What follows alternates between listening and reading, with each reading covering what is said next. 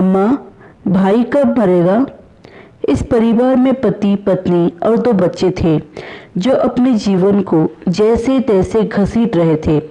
घर का मुखिया काफी समय से बीमार था और सारी बचत घर के मुखिया के इलाज पर खर्च हो चुकी थी, लेकिन वह अभी भी बिस्तर पर पड़ा हुआ था।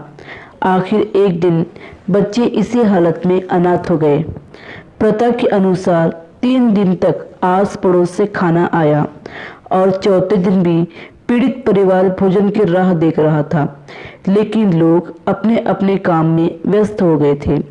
किसी ने इस घर की तरफ ध्यान ही नहीं दिया। सामने वाले घर की चिमनी से निकलते धुएं को देखने के लिए बच्चे अक्सर बाहर निकल जाते और वो सोचते कि उनके लिए खाना बन रहा है।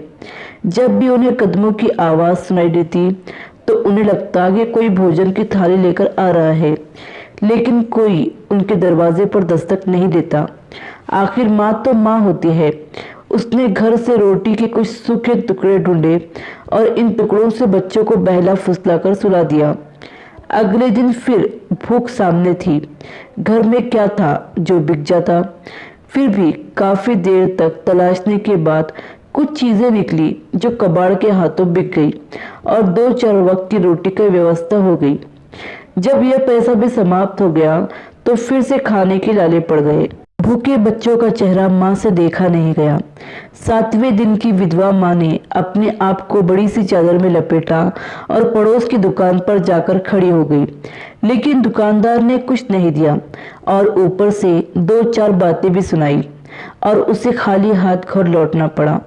एक तरफ पिता के बिछड़ने का गम और ऊपर से लगातार भूख के कारण 8 साल के बेटे की हिम्मत हार गई और वो बुखार के कारण बिस्तर पर पड़ गया।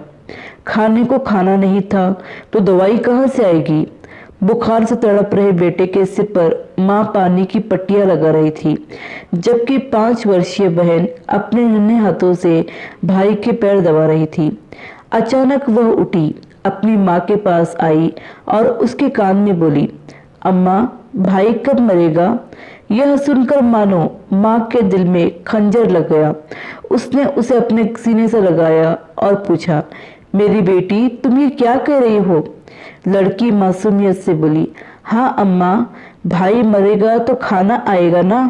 अब इस कहानी में आगे मैं कुछ नहीं बोल सकती। आप मुझे कमेंट करके बताइए कि आपको ये कहानी कैसी लगी। कहानी पसंद आई हो तो लाइक, सब्सक्राइब और शेयर ज़रूर कीजिए।